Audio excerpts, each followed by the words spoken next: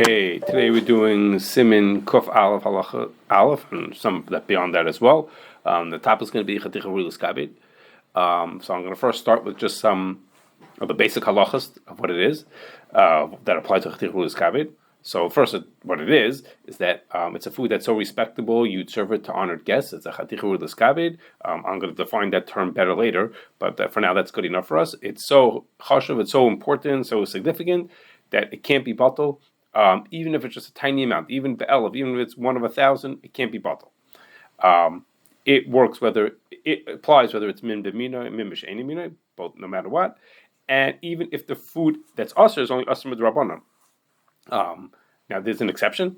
The Shach says that bishlakim and pasakim they could be batel b'roiv even if the Chatichah Hariuyah Lehiskabed, but other isurim drabanan, even if the food is only usher midrabanan, it still could be not batel because of Chatichah Hariuyah Lehiskabed. However, since this whole idea of Chatichah Hariuyah Lehiskabed is a D'Rabbanan itself, that's not a D'Oraisa, that's a D'Rabbanan idea. So if a person is not sure whether a specific food is or is not Chatichah Hariuyah Lehiskabed, they could be mekel and assume that it is not Hariuyah Lehiskabed. But that's only if they're not sure if it's Hariuyah Lehiskabed. What happens if I know that the food is Hariuyah Lehiskabed, but I'm not sure whether the food is asr? Then you have the Shach says you have to be machmir in that case. So, for example, let's say you shecht an animal and there was a pegima in the knife, and so the animal is usher, but the animal is only usher misafik because it's maybe because there was a pegima in the knife, maybe it happened at a certain time, or maybe the pegima is so bad that it caused the animal unequal, and therefore the animal might be is usher as in the vela misafik that it might be in the vela. Even so, if the animal is a Chatichah Hariuyah Lehiskabed, then it can't be batel. The fact that the Isser is only mitam safik doesn't make a difference. But the other way, had it been a safik, if it was a Chatichah Hariuyah Lehiskabed, then it would be mutter, and it would be allowed to be batel. Okay, another detail of Chatichah Hariuyah Lehiskabed is the Isser, the item that's asur, that's a Chatichah Hariuyah Lehiskabed, has to be inherently asur, like a piece of meat, which is in a vela, or something that's basa b'chalav. Even basa b'chalav is considered also inherently asur, meaning meat is mutter and milk is mutter, but when they're together, that's considered inherently asur. Okay, but if you have a food that's inherently it's mutter, you're allowed to eat it. But there's something from the outside that's causing a problem, something from the outside that says because of that factor, therefore you're not allowed to eat it. That does not. Then it couldn't possibly be considered Chatichah Hariuyah Lehiskabed. Some of the examples are. The Ramah says, what happens if, the Mechaber says, what happens if you have a piece of kosher meat that was absorbed tam from a treif piece of meat? So if this piece of meat is Chatichah Hariuyah Lehiskabed, it's also to eat it because of the blia, that's okay, so then this food overall can be batel. Or what happens if you didn't do malicha to a piece of meat? So there's blood inside of it. So the meat is Hariuyah Lehiskabed, the blood is what's asur, that's okay. Or another example is, when then we had a vegetable that was Hariuyah Lehiskabed, but you weren't allowed to eat it because of the bugs that were in it, then again, it would not be considered Chatichah Hariuyah Lehiskabed because the food inherently is mutter. There's just an outside thing that's causing the problems. Okay, in each one, it's the outside thing, and therefore that's not that food can be batel. It's not a Chatichah Hariuyah Lehiskabed. Okay, the last piece of information for this section is that if you have a food that's only Hariuyah Lehiskabed when it's whole or in a big piece, then if it would already be broken up into smaller pieces, then it can be batel. For example, let's say we take a piece of salmon steak, okay, and let's assume that that's Chatichah Hariuyah Lehiskabed. Then if one piece was mixed into many pieces, it would not be batel. But what happens if the fish was cut up into small pieces, or it was ground up into into ground fish? Then it's not Hariuyah Lehiskabed at that point anymore, and it can be batel. Okay, so that's a pretty straightforward thing. The Chachmas Adam says an important detail of that then, and that is, what happens if the individual small pieces would not be Hariuyah Lehiskabed? But if we took many of those pieces together, we could make a dish that was Hariuyah Lehiskabed. Then he says that's also considered not Hariuyah Lehiskabed. The small pieces themselves are, each one of them individually is not Hariuyah Lehiskabed. The fact that I could put them all together and make something out of it, that doesn't make this thing be Hariuyah Lehiskabed, and therefore the small pieces could be batel. And we have a very prominent example of that, and that is when you have a Chinese-style restaurant, where it's pretty common by them that they cut up all the meat and chicken that they cut them into small pieces, and then they cook it and fry it and whatever they have to do to it to make it into dishes. Now, nobody would serve one of those small pieces as roy l'skabi. Nobody would take one small piece like that and serve it to anybody of any meaning. No one would ever serve it like that. So the small pieces are not roy l'skabi. The fact that they could take 20 pieces or 50 pieces together and make a dish out of it, even if that dish is roy l'skabi, doesn't make a difference. And the small pieces could be bitul. The small pieces are considered not roy l'skabi, and the fact that if you put them all together would make it roy l'skabi doesn't make a difference. Okay, so that's an important din, important detail for chatichah lehiskabed. Okay, now I said I'm going to define you that term of chatichah lehiskabed. So now let's go like this. The place can give all types of examples of foods that are or not roy l'skabi. Okay. But at the same time, they also tell us that these dinim are lefi hamakam lefi hazman. It depends on where you are. The fact that of the food in Poland 400 years ago was roy l'skabi doesn't mean that in Chicago it's going to be roy l'skabi today. One doesn't necessarily from the other one. Just as an aside, the Minchas Yaakov says, he asks a question. He says, like, okay, so if everything depends on where you are and your time and place, why the poskim waste their time telling us which foods are or not roy l'skabi? What are we going to do with that information? Who cares? Why would someone write down that this food is roy l'skabi or it's not roy l'skabi when it's only relevant to him? It doesn't relevant to anybody else. So that's his question. Now, most people probably think that the answer is just people assume that what works for today is going to work for tomorrow also. But they get into very fine details of which foods are or not. It seems like doesn't seem like worthwhile. So Minchas Yaakov has two answers. Both of them are very surprising, and one is that if the poskim say that a food is roy l'skabi, then once they say that food is roy l'skabi, it's forever roy l'skabi. It makes no difference whether things change. And the other one is, the other version is a little less than that, and that is that when you're mesupik whether food is roy l'skabi or not, then you'll follow whatever it says in the printed books. If it says it's roy l'skabi, then you assume that it is. If you're mesupik. Okay, now I don't know what the makar would be to either of these. I mean, why should we say just because it was written by earlier poskim that should force me to consider roy l'skabi? I don't know why. Why didn't I say this? If I'm not sure, then I'm not sure. And we saw already beforehand that if you're not sure whether something's roy l'skabi, then you make it. I mean, why would I say just because 500 years ago it was, therefore it should be? Okay, and the Pri Megadim says you should. The Pri Megadim brings this and he says, yeah, at least follow the second idea, which is if you're mesupik, then you should follow what it says. But even if you're going to somehow follow this, neither of them explain who qualifies for this din. Doesn't mean something that says in the Gemara. Does it say something in the Shulchan Aruch? I mean, someone printed a pamphlet and gave it out in shul yesterday and said that this food is roy l'skabi. Now we're forever stuck with that. I mean, where's the cutoff? I mean, who is it that if they said it, then we always have to follow it? So this whole idea is a little vague to say that somehow we're attached to someone's declaration that something is roy l'skabi. The whole thing is a little bit vague. Anyhow, but all these kind of ideas of talks about which foods yes or not gives a certain inkling of which foods might be roy l'skabi and not roy l'skabi. But I think that we can get a better understanding of what the rule is of what makes something roy l'skabi by looking at a Darkei Moshe. Darkei Moshe is not in our dinim. The Darkei Moshe is in Hilchos Bishul Hakum. And at first, when you're going to hear this Darkei Moshe, it's very hard to understand what he's talking about. He says like this. Now, before he said, I'll tell you that there are two dinim that seem to have this almost the same standard, and that is, first is a food that is oil shulchan malachim is a food needs to have a yid, has to be part of the cooking in that food in order to make a bishul yisrael. There are other tanaim also, but one of the conditions is it has to be oil shulchan malachim. It has to fit something that you serve a shulchan malachim. That's one of the rules to need bishul hakum. Okay, that's one din. There's another din that sounds the same. Our din, which sounds very similar, which is a chatichah hariuyah lehiskabed. If something is so significant and important that you serve it to honored guests, then it can't be bitul also. Now, similarly, you would imagine that that if something is olah shulchan malachim, then it for sure is roy l'skabi. If you could serve it a shulchan malachim, you serve it to a king, then for sure you would serve it to your honored guests also, right? You think that everything that's olah shulchan malachim for sure should be chatichah hariuyah lehiskabed.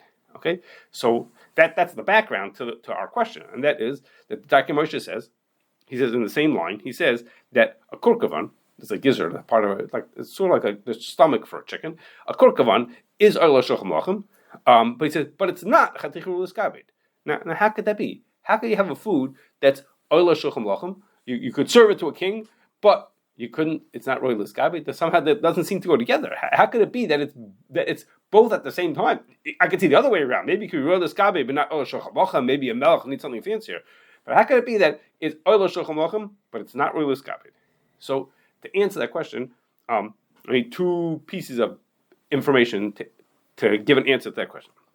The first is this idea that a kurkavan is not Chatichah Hariuyah Lehiskabed. It's not just a piece of information it's actually in Shulchan Aruch, in our siman, but it's not just a piece of information that just came out of no place, not just a random assessment. It actually comes from a Gemara. Okay, and the Gemara says, the Gemara is in the Dharm. The Gemara says that if a person ochlein lav bar inish, okay, and if you read just that line of the Gemara, literally it means is you're subhuman if you eat kurkavan. Okay, if you eat a pupuk, okay, you lav bar inish, you're subhuman if you eat. That would be if you read just that one line of the Gemara, that's what it means. Okay, but the Gemara then explains that that's not really true. The Gemara says is ochlein kabasa le'in zvini lav bar inish. That means is if you had a choice, if you were standing in the store and you could have choose to buy kurkavan or a different piece of meat, and you chose, then nobody, no bar inish, no human, no person would choose the kurkavan over the other food. Which is to say is, there's a different Gemara, a Gemara in Beya that says that actually people would eat kurkavan. Some people did and some people didn't. It was a preference. So we can't say that, you can't say la bar inish, not even like human if you eat this food. The Gemara says it means is that if you choose this over a different piece of meat, that would be, nobody would choose that. No bar inish would choose this or that. But that doesn't mean you wouldn't eat it. But if you had a choice, you would choose the other one. That's one piece. And that from there we get that it's a Chatichah Hariuyah Lehiskabed. That's one piece of information. The second is that I'm going to try to give you a better understanding of what the word Chatichah Hariuyah Lehiskabed means. I keep saying to you that it's something you would serve to an honored guest, and in fact, poskim say that the Pri Megadim says the word Orchim Yikarim, you give it to Orchim Yikarim v'Chashuvim, or the Sveta says it's give it to Orchim Nechbadim. Okay, so we could say it's honored guest, but if I keep saying that, you, in my mind, until I thought this through, you would say is that the word Lehiskabed, the kavod that's talking about over there is the guest, the honored guest. I keep using the word honored guest. So the word lehiskabed has to do with the guest being an honorable person. Okay, but I don't think that's correct. The way the Gemara calls it, the Gemara doesn't call it Chatichah Hariuyah Lehiskabed. Well, the Gemara calls it like this: it's a Chatichah Hariuyah Lehiskabed b'lefnecha orchim. Okay, and the word lehiskabed. Okay, so sorry if I frighten you with some dictum. The word lehiskabed is a hispael. In English we call it a reflexive verb. It means it's not that it's not the covet is not going on the guest. The covet is going either on the food, it's going back on the food. The food is lehiskabed, or it draws covet to it, like it's respectable, or it's talking about the unnamed person who's serving it. It causes him to get covet. It causes covet to come back to you. Okay, so what it means is, the way I understand it is like this, together with the other Gemara. It's like this: a kurkavan is never a first choice food. It's achlein it's never a first choice food, it's a second choice food. Okay, so that means it's automatic that if I serve it to my guest, the guest is not going to be, wow, I'm so excited to get this food. It's automatic second choice food. Okay, so that doesn't mean you wouldn't serve it to them. It just means it's not the food that's lehiskabed. It's not that when you serve this food to the guy, he turns around and says, wow, I'm so excited that you served it to me. As an example, I'm going to give you an example for that. Let's say I serve somebody a fine piece of meat, a steak, together with rice and vegetables. Okay, so those are all oila shulchan lachem. Those are all very fine things to serve to somebody. Nothing wrong with that. But which is the person what's the lehiskabed? Which of those three pieces are the one that he's going to turn back and say, I'm so happy that you gave that to me. I'm so honored that you're a respectable person. You're a guy who I should look up to because you served me this food. It's the meat. Okay, the vegetables and the rice go along on the table. They belong there. They're oila shulchan lachem, but they're not lehiskabed. They don't. If the word lehiskabed meant you give it to a person who you honor, then you give all three of them. But if you're talking about lehiskabed, it means it turns back and shows covet to you that you served it. It would only be the piece of meat. Okay, so memela, we understand what a food could be oila shulchan lachem. Like in my example, the meat, rice, and vegetables could all be oila shulchan lachem, and the kurkavan could be oila shulchan lachem, but it's not oila lehiskabed. Okay, it doesn't. It's not the food. It's not the most choshev food, actually with hiskabed, ends up being this fine food that someone looks at and says, I'm really excited that you gave me that piece of food, or I feel special that you gave me that piece of food, that as I reflect back on you, you must have been a nice guy. That's a real hiskabed. So in practice for us, usually the food that we consider to be royal hiskabed are meat and poultry and fish. For us, usually that is. Like I told you beforehand, we talked about bread and bishlaka. Usually for us, it means meat and poultry and fish, which leads us right to our next thing, and that is like this. There's a machlokes whether when you have a piece of meat and you want to say it's royal hiskabed, what happens if the piece of meat is raw? So the mechaber goes like the mekilim, who say is if a piece of meat is raw, or a piece of meat is too big to serve lifnei archim, then it's not Chatichah Hariuyah Lehiskabed, and it could be Bitul. Excuse me. Because you wouldn't give a guest a raw piece of meat. That's silly. You wouldn't give it to him. Or you had a monster, a whole huge piece, you wouldn't give it to him. That Hariuyah Lehiskabed. And the Ramah says, no, if it all needs just a little bit of tikkun, a little bit of work to make it Hariuyah Lehiskabed, that's considered Hariuyah Lehiskabed also. So he says that includes if it needs melicha, that's also Hariuyah Lehiskabed, or you have to cut it into small pieces, or you have to cook it. All of those, that's considered minor, that's considered like nothing. So for example, if you have a 4/4 of beef, okay, it's a quarter of the animal, it's a huge monster-sized piece of meat, okay. So according to the mechaber, it could be Bitul because it's raw and it didn't have malicha and it's not cooked, okay, and it's this monster piece of meat. No one could eat such a big. You wouldn't serve anybody such a big piece. It takes up half a table. That's a pellet. So part of it was. I'm getting to part. A piece of it, Mechaber would say, is not Bitul, right? But now that it has that plus. Because it's not right now. It's not Hariuyah Lehiskabed. The way it is, it's not.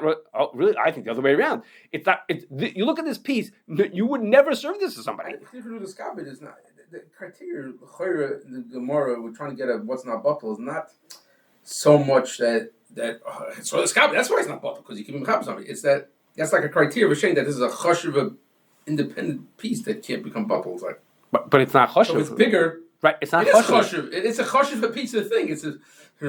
It's a big thing. It's even more choshev. It's got more meat in it. It's more reason not to be Bitul. It's not. Sometimes more is better. Sometimes more is worse. This piece. But the purpose of Bitul, more is better. And what happens if it still has blood inside of it? We didn't do melicha to it. So you think the same thing also? Yeah. That's still Hariuyah Lehiskabed. Yeah. No, because Hariuyah Lehiskabed is just like. We don't really care about Hariuyah Lehiskabed. We care that just like that's a raya showing that it's too insignificant to be Bitul. So we don't really care about. Okay, so I don't actually use this to be mechaber somebody. Okay, what if I painted it green? All right, what is it? Mechaber to somebody now it's green. It's not going to make it Bitul now because you painted it green. If they're all other ones are painted green too, and you can't tell the difference. I would think it would. Okay, now I don't think I'll tell you. Even Ramah, I don't think agrees with you because Ramah says is that what happens if it still has the hide on it. You shechted the animal and you didn't take the hide off yet. He says that's too much work. That's not Hariuyah Lehiskabed. Only if it has a small amount. That's small means malicha or cutting it up or cooking it. He says, but if it has a lot, taking off the hide is a lot, or taking the feathers off of a chicken. He says that's not Hariuyah Lehiskabed. Okay, according to you, that should be also right because right. But even the Ramah says that case is not okay.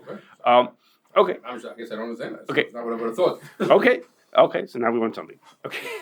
Okay. So now this machlokes between again, I told you that by and large, all the cases of Hariuyah Lehiskabed for us are meat and chicken and fish. That's for us. That's the case of Hariuyah Lehiskabed. We don't have most other cases other than that. And so this machlokes between the mechaber and the Ramah about raw meat and such is a tremendous nafkamina, and that's because for us. I'm going to give you some examples that we're not going to talk about today, okay?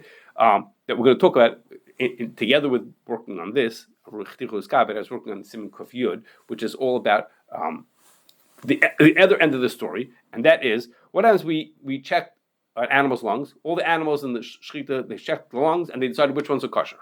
Okay, which ones were the kosher ones, which were the treifas. No problem. And then afterwards, they found out that one of the animals that had been designated as kosher, they opened up the head.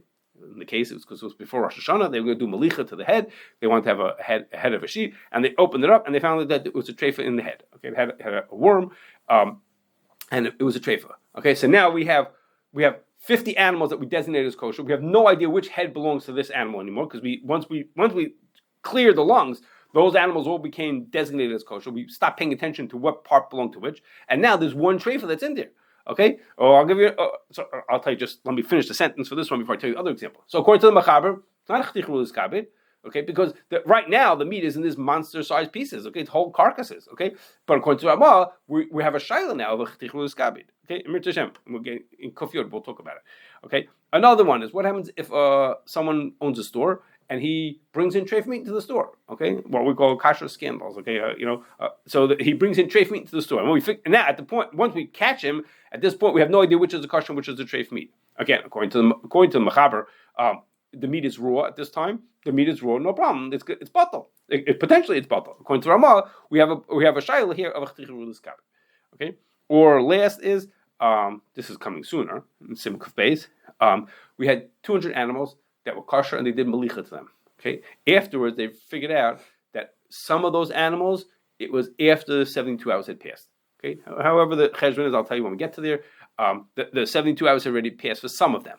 So now some of the animals had malicha too late, and some of them didn't. And we have no idea which ones now. At this point, there's just 50 pieces of meat. I mean, in that case, it was 200 pieces of meat.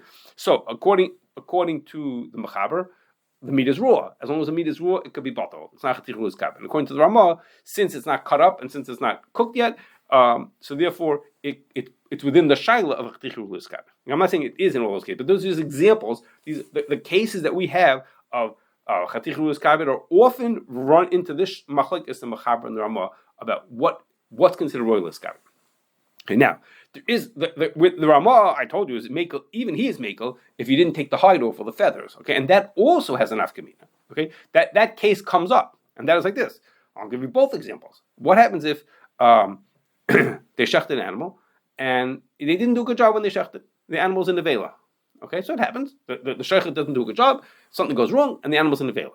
So when the animal's in the vela, you have to mark that this animal's in the vela. This animal, don't take it as kosher, because 5 minutes from now, no one's going to be able to tell that it was in the vela, but the shechet knows that it was. Okay, and they forgot to mark the animals in the vela. Okay, so now there's one of the animals floating around the plant is in the vela. We have no idea which one. Okay, we have no idea which one because they forgot to mark it. Or even more common, that's pretty uncommon, pretty common. They would catch it. They would make sure to do that. But more common is like this: when you shech chickens, so they don't check the knife after every shechita. Okay, it's not financially worthwhile. What they'll do is let's say 50 chickens, they'll check the knife.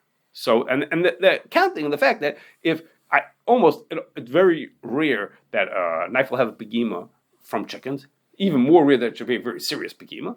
So they figure it's not. If worse comes to worse, that I end up finding a begima in the knife, I'll throw out all the chickens since the last time I checked it. Okay, so the guy checks it, and let's say after 50 chickens, he's been checking all day. At a certain point, he checks it, and he finds out that the knife has a begima. So the last 50 that he shechted, they're going to throw out. Okay, the last 50 they shechted are treif, no problem. But what happens is he's not the only guy who's shechting in this line.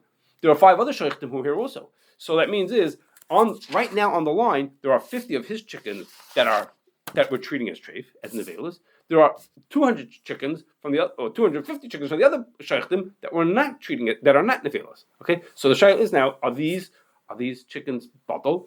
Are the chickens? What should we do with these now? We have all these chickens. Now, in truth, in both of these cases, with the shaykh of the nevela or the shaykh of the chickens, I suspect that every shechita, as a matter of policy, would throw out all that meat.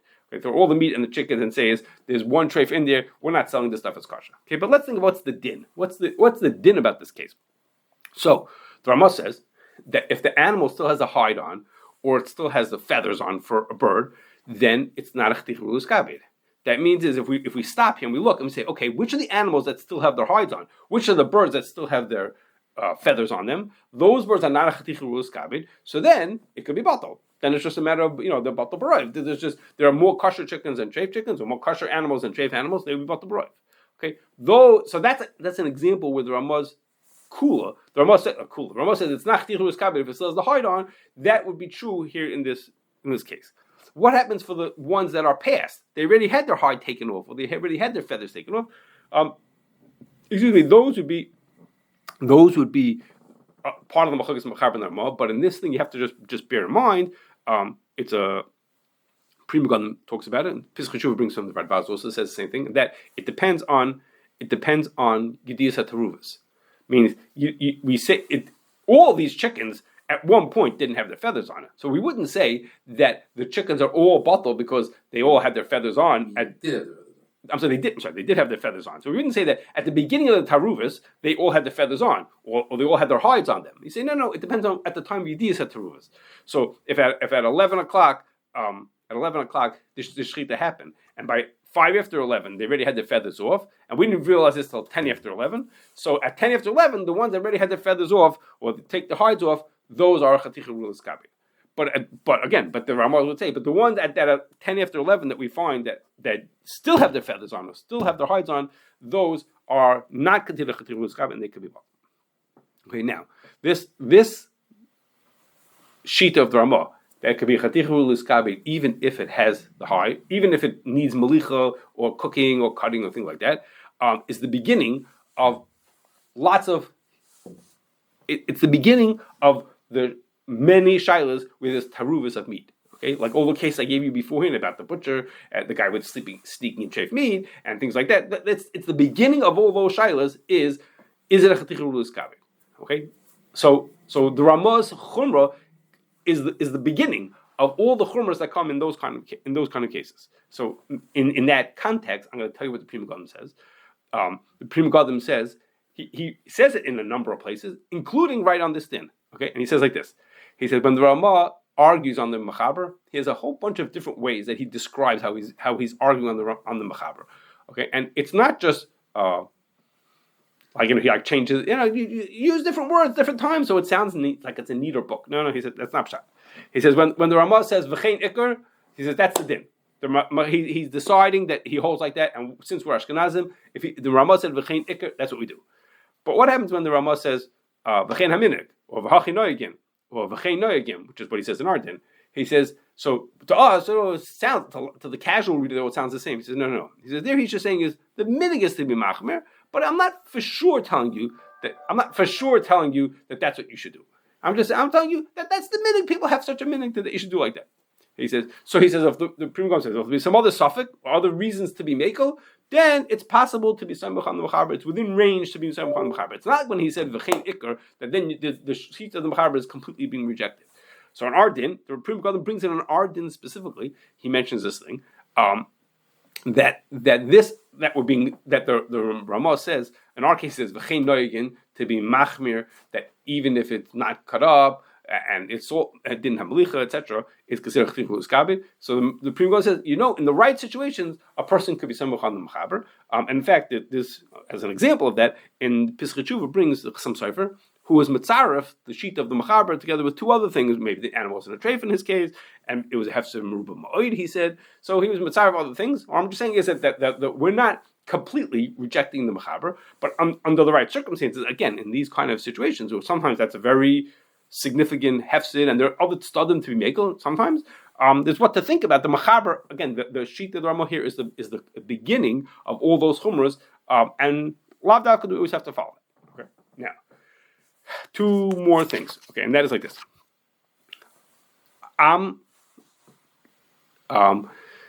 Okay, the first is like this. These are all kinds of things I'm going to tell you now. The next two things have to do with blends, okay, like this. What happens is, I've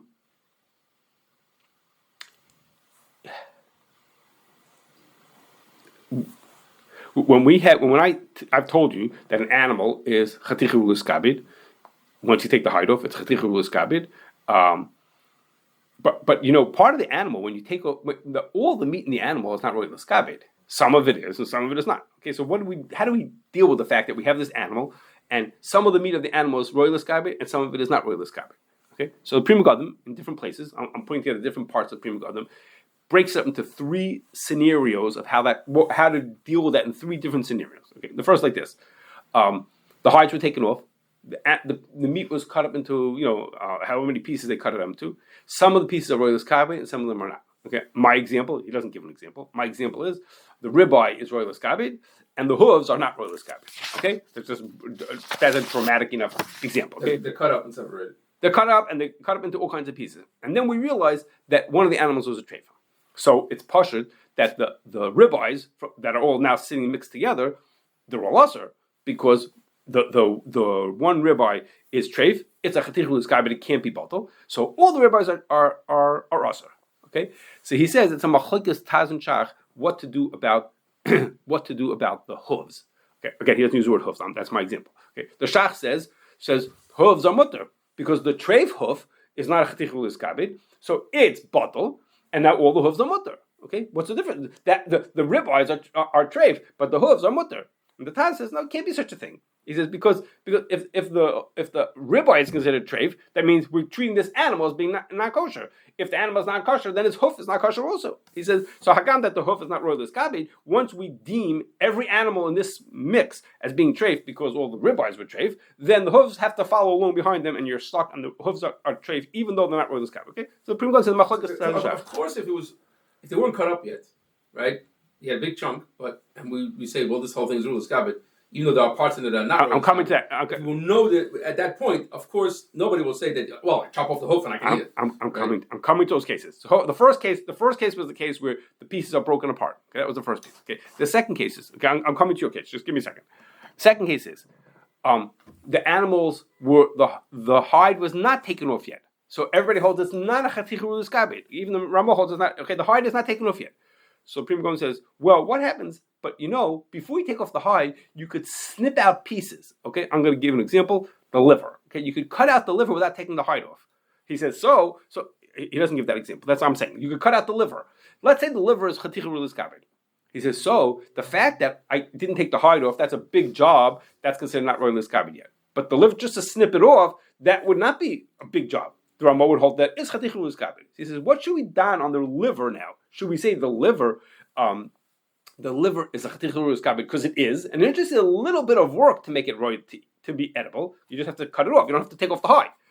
Or he says maybe the Taz would be moed in this case because since the overall animal is not royal lehiskabed because the hide is still on, since the overall animal is not royal lehiskabed, the liver sort of like goes along with it and it becomes tuffle to the rest of the animal. Even though the liver doesn't need much help, the liver could easily be taken off. Maybe it should be tuffle. But then the third case he has is what happens if you have one piece of meat? Here he gives an example. He says you have a head, okay, the head of an animal. He says, and the head has the tongue attached to it. He says, so the tongue is royal lehiskabed. He says, and the rest of the head is not. He doesn't say exactly what we call the cheek meat. Okay, let's say the cheek meat is not royal lehiskabed, but the tongue that he used that example, the tongue is royal lehiskabed. So he says in this case. Where they're still attached to each other. Okay, it's all one head attached to each other. He says there for sure. Even the shach will hold that it's usher. He says it's preposterous. He says they have kachucha to say that you have a head, one chunk like this, and you say the tongue is usher and the cheek is mutter. He says it can't be such a thing. So, and it's the Terubis is noida when there's still one big head. It's a head, yeah. But that's not strange. In other words, it's not strange. The case is not strange at all. But. So then it's not for the beer. This whole thing. But I mean, if you say I have a big piece of big animal, it's not royal lehiskabed now. Therefore it's Bitul, right? What do you mean? But this part is not is royal lehiskabed. That part's royal lehiskabed. That part's royal lehiskabed. Okay, so you got to answer everything. So every time you end up answering everything. Because right. So he says if the pieces are attached to each other and we have to answer the left side, then the right side has to be usher. It can't be that. That's not. So then this whole thing that if it's a very big piece. No. Big piece is to say you're at the second stage. We already decided Chatichah Lehiskabed. Now should we say, but if it's a big piece, maybe being a big piece makes it not royal lehiskabed altogether. Which is what he said halachos. That's what he said halachos. If it's a very big piece and there's enough work, okay, there's exactly how much. But if there's enough work, it's too big of a piece. You can't be mechab with it. Even though what I raised before, you have smaller pieces inside of it. If I cut out this and I cut out that, that's royal lehiskabed. So you don't say that. You say it's royal lehiskabed now, right? But according to the Pri Megadim, it's not. That's destroyed because basically every time you have a big piece, you can have sections that are royal lehiskabed, and he's saying now you got to answer everything. Okay. Big piece and hide is two different things. A big piece Rambam holds is royal lehiskabed. The fact that it's big, the fact you have to cut it, doesn't take away from being not royal lehiskabed. The Rambam holds like that. That's what Rambam holds. Doesn't. Right. Oh, you're saying according to the Mechaber. That's according to the Mechaber. According to Mechaber. So therefore, it's Bitul. Everything's great because it's not royal lehiskabed. Not royal lehiskabed. You can't be Mechaber. You can't give his animal. What are you doing? Right. Right. He had the hooves, right? You can't do that. Good. So it's not royal lehiskabed. So it's Bitul. I know, yeah, but to get inside there, after 3 hours of work, you can cut the liver out. That's right. That'll be royal scabbat. So you got to ask everything go to the Prima God. No, the Prima God is working from the Ramah side of it. That little bit of work is not a problem. If you're in the Mechaber, a little bit of work means nothing. If it takes even a little bit of work, it's not royal scabbat. You're saying that, go back to the head. So the case of the head, he's saying that's also because it's only within the Ramah, only according to the Ramah. According to the Mechaber, no, it's not also because the tongue is not out yet. The tongue is still attached to everything else. You still have it's right now. You would never serve somebody a whole head. So according to the Mechaber, it's not royal scabbat. It's only the tongue is royal scabbat. But you wouldn't serve the guy the whole head.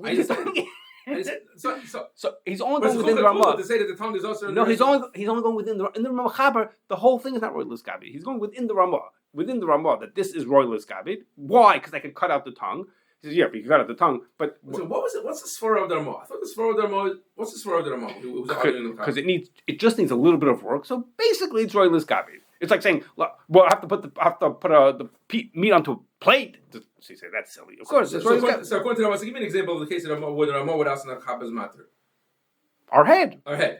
So the Ramah says that it's usher because I could just cut out that tongue. So doesn't he mean that the whole head is usher? You just heard the tongue is usher? So the Prima Gadol says it means the whole head, but it's not automatic. No, you think is the parts that I can cut out that are royalist. You could say what happened in the case beforehand when the animal was the whole head's usher. The whole head's usher. Why do you think the whole head is usher? So the Prima Gadol says it's obvious. You can't have a half a piece is mutter and half is usher. You can't say like that. Says, but what happens if we had cut the animal up? That was the case we had beforehand. You cut it up, and now we have ribeyes over here, and we have hooves over here. So then he said, "That's machlokes. Should we? The fact that the ribeyes could be usher and the hooves could be mutter then." So I don't see like as the Prima Gadol was being mefarish the Ramah. The Ramah, he's just being mefarish. What the yeah, I didn't say he's making up the din. I'm just saying these are examples that are just a different case. It's the exact case of the Ramah. Okay, the Ramah said the head is usher. He didn't say the tongue in the head is also. No, he didn't talk about it. He didn't talk about such pratim like that. Yeah. Okay. One last thing. There's a big machlokes in Achronim, like this. What happens if we have individual pieces that are not royal scabbat, but when they're together, they're royal scabbat? Okay. And the place can talk about is that the case they talk about is kreplach. Okay. The cheese-filled dumplings. Okay. Cheese-filled kreplach. Okay. Now what happens is like this: the cheese is not royal scabbat. And the dough is not royal scabbat. Neither of them is royal scabbat. But when you put them together, and then after you put them together, then they were cooked with meat. So now the cheese became basar b'chalav. Remember, you can only be royal scabbat if you're inherently usher. So after you made these kreplach, you then cook them. This was a story. Then they cooked them, and the cheese became basar b'chalav. So the cheese is potentially chatichah Hariuyah. But neither the cheese nor the dough are royal scabbat by themselves. But together, the whole kreplach by themselves are royal scabbat. So that's what Shaila is. Should we treat that as royal scabbat? Should we treat it as royal scabbat because the overall food is royal scabbat? And so the Chavasta says, he said, only the cheese is also machmas atzmai. The dough is not. The dough is also just because it has a blia. That doesn't count for us. Only cheese is also machmas atzmai. He says, so the cheese is not royal scabbat. So I don't care that the dough together with the cheese is royal scabbat. The only thing that's within what we could talk about is the cheese, and the cheese is not royal scabbat. So that's the Chavasta says. And Imre Baruch, in his Hagoyos on the Chavasta says no, the cheese is asa machmas atzmai. The cheese, is part of a food which is royal scabbat. Right now it's in the kreplach, and it wasn't put in afterwards. It was in there when it became asur. He says so. It can't become batul. Okay, and by the Shulchan he brings this is a big machlokes. It really comes from Rabbi Yehuda. Both the Imre Baruch says, the Chavasta didn't quote the Rabbi Yehuda correctly. The case is not clear what the Rabbi Yehuda himself holds about this because the Rabbi Yehuda, the case is not the same in the Rabbi Yehuda as what they're quoting him as saying. So it's not clear what the Rabbi Yehuda himself holds. But the Shulchan brings that the Prima Gadol holds like the Chavasta to be mekel, and he thinks you should be mekel, which is to say is that the kreplach themselves, although the overall food is royal scabbat, the part that's within range, the cheese, which is what we could talk about, because asa machmas atzmai is not royal scabbat by itself, and therefore the overall food is considered not royal scabbat, and it could be bought.